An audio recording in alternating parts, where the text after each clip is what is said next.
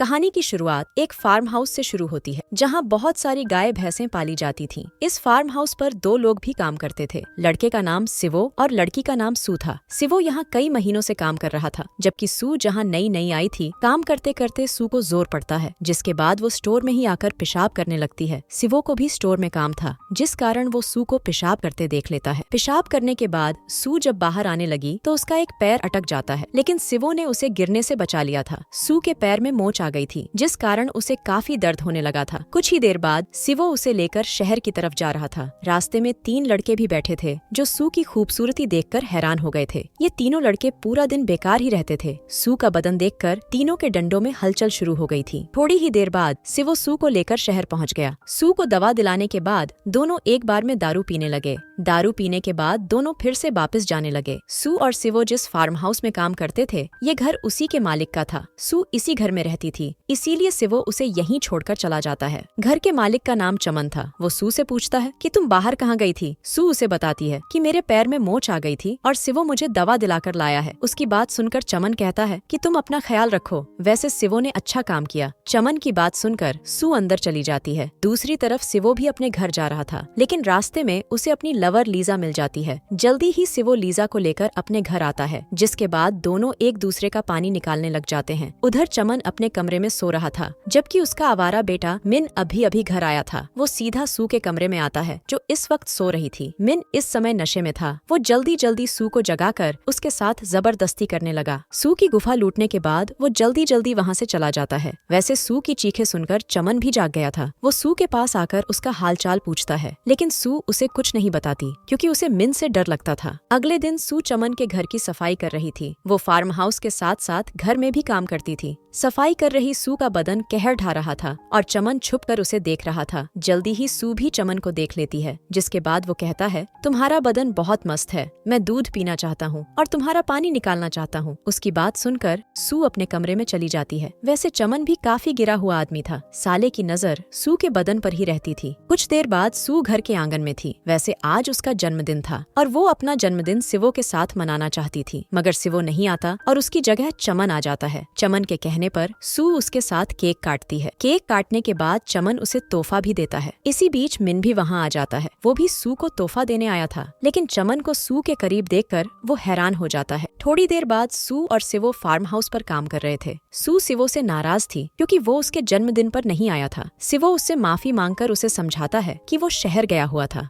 सिवो की बात सुनकर सू उसे माफ कर देती है और इसी के साथ उसकी नाराजगी भी खत्म हो जाती है। रात होते होते सू ने सारे काम निपटा दिए थे। वो चमन के पास आकर उसे बताती है कि सारे काम हो गए। उसकी बात सुनकर चमन कहता है, तुम्हारा एक काम रह गया और वो काम है दूध पिलाना। चमन की बात सुनकर सू कुछ नहीं बोलती। उसे मजबूरी में काम करना पड़ रहा था, इसलिए वो चमन को बर्दाश्त कर रही थी। उसे चुप देखकर चमन उसके करीब आता है और मौका देखकर किस करता है। इसके बाद जब वो दूसरी किस करने की कोशिश करने लगा तो सू वहाँ से चली जाती है। वैसे चमन को पूरी उम्मीद थी कि आज नहीं तो कल वो सू के साथ मजे करेगा ही करेगा। उधर सिवो अपनी लवर लीजा के साथ था। लीजा सिवो से कम ही प्यार करती थी। वो तो बस अपनी गर्मी शांत करने उसके पास आती थी। सिवो भी ये बात अच्छी तरह जानता था कि लीजा मतलबी लड़की है, इसलिए वो भी उसके साथ टाइम पास ही कर रहा था। दारू पीने के बाद दोनों एक दूसरे का पानी निकालने लग जाते हैं। दूसरी तरफ मिन फिर से घर में आ गया था और इस बार भी वो सीधा सू के कमरे में जाकर उसके साथ जबरदस्ती करने लगा था। उधर लीजा भी ठंडी होकर चली गई थी, जबकि मिन अभी भी लगा हुआ था। सिवो को फार्म हाउस में नजर मारनी थी, इसीलिए वो उसी तरफ जा रहा था। वो जैसे ही चमन के घर के पास से गुजरता है तो उसे सू की चीखें सुनाई देती हैं। वो जल्दी जल्दी सू के कमरे में आता है और उसे सू बिना कपड़ों के नजर आती है। सू की हालत देखकर वो समझ गया था कि उसके साथ जबरदस्ती हुई है। वो जैसे ही खिड़की से बाहर देखता है तो उसे मिन नजर आता है। सिवो को पता था कि साला हरामी मिन एक नंबर का नशेड़ी है और उसी ने सू के साथ गलत काम किया होगा। वो जल्दी जल्दी बाहर आकर मिन को पीटने लगा। उसे मिन पर बेहद गुस्सा था, क्योंकि उसने सू के साथ जबरदस्ती की थी। मिन खुद को बचाकर भागता है और सिवो सू के पास आ जाता है। सू उसे सब बताती है कि उसके साथ क्या हुआ। वो उसे ये भी बताती है कि चमन भी उसके साथ मजे करना चाहता है। पूरी बात सुनकर सिवो समझ गया कि सू की गुफा खतरे में है।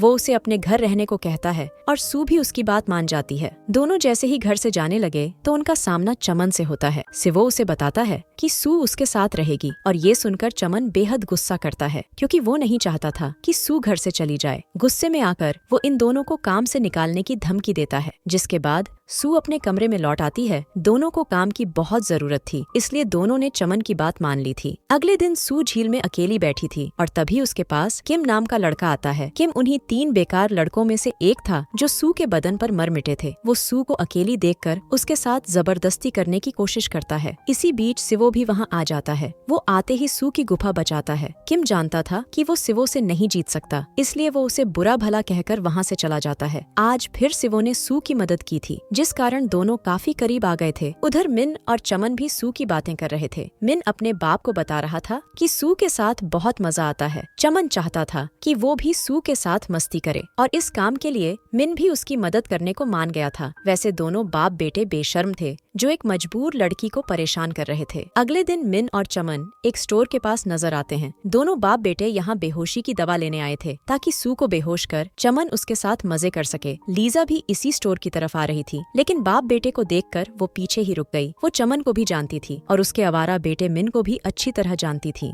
दोनों जिस तरह बातें कर रहे थे उन्हें सुनकर लीजा को उन पर शक हुआ। स्टोर से बेहोशी की दवा लेने के बाद दोनों बाप बेटे एक जगह पर बैठ जाते हैं। दोनों योजना बनाने लगे थे कि सू को कैसे बेहोश किया जाए और कैसे उसकी गुफा लूटी जाए। लीजा छुपकर दोनों की बातें सुन रही थी। वो दोनों की वीडियो भी बना रही थी ताकि उनकी योजना सिवो को बता सके। थोड़ी ही देर बाद सिवो सू को चमन और मिन की योजना बता रहा था। लीजा ने जो वीडियो बनाई थी वही वीडियो सिवो सू को दिखाता है। इसी बीच चमन भी घर पहुंच जाता है और सिवो को सू के पास देखकर उसे फार्म हाउस में जाने को कहता है। चमन की बात मानकर सिवो वहाँ से चला गया, जिसके बाद घर में सिर्फ सू और चमन ही रह जाते हैं। चमन एक बार फिर से सू को मनाने लगा कि वो उसका पानी निकाल दे। सू हाथ जोड़कर उससे कहती है कि मैं ऐसा नहीं कर सकती। चमन उसे पैसों का लालच देता है, लेकिन बात नहीं बनती। अब वो उसे मौत की धमकी देता है और तभी सिवो वहाँ आ जाता है। अब चमन और सिवो के बीच माहौल गर्म हो चुका था। चमन उम्र में बड़ा था और वो सिवो का मालिक भी था, इसलिए सिवो उस पर हाथ नहीं उठाता। वो अपने गुस्से पर काबू रखता है और सू को लेकर वहाँ से चला जाता है। कुछ ही देर बाद लीजा भी सिवो के पास फार्म हाउस में पहुँच गई थी। वो यहाँ अपनी गर्मी निकालने आई थी, लेकिन सिवो उसे साफ साफ बता देता है कि मैं सू से शादी करने वाला हूँ। सिवो की बात सुनकर लीजा वहाँ से चली जाती है। अगले दिन सू और सिवो ने चमन की नौकरी छोड़ दी। सिवो उसका वफादार था, इसलिए चमन उसके जाने से काफी उदास होता है। चमन को अपनी गलती का भी एहसास हो गया था कि वो सू के साथ गलत करने वाला था। वो दोनों से माफी मांगकर उन्हें कुछ पैसे भी देता है ताकि दोनों अपनी नई जिंदगी अच्छे से शुरू कर सकें। वो दोनों को रोकने की बिल्कुल भी कोशिश नहीं करता, क्योंकि वो नहीं चाहता था कि उसकी घटिया परछाई भी उन दोनों पर पड़े। चमन ने अपने आवारा बेटे मिन को घर से निकाल दिया था, क्योंकि वो कभी नहीं सुधरने वाला था। कहानी के आखिर में सू और सिवो शादी कर लेते हैं और दोनों खुशी खुशी रहने लगते हैं। इसी के साथ इस कहानी का यही अंत हो जाता है। हमारी वीडियो देखने के लिए बहुत बहुत धन्यवाद। अगर आप ऐसी ही वीडियोस के दीवाने हैं तो प्लीज मेरे चैनल को जरूर सब्सक्राइब करें। मिलते हैं अगली वीडियो में, तब तक के लिए नमस्कार।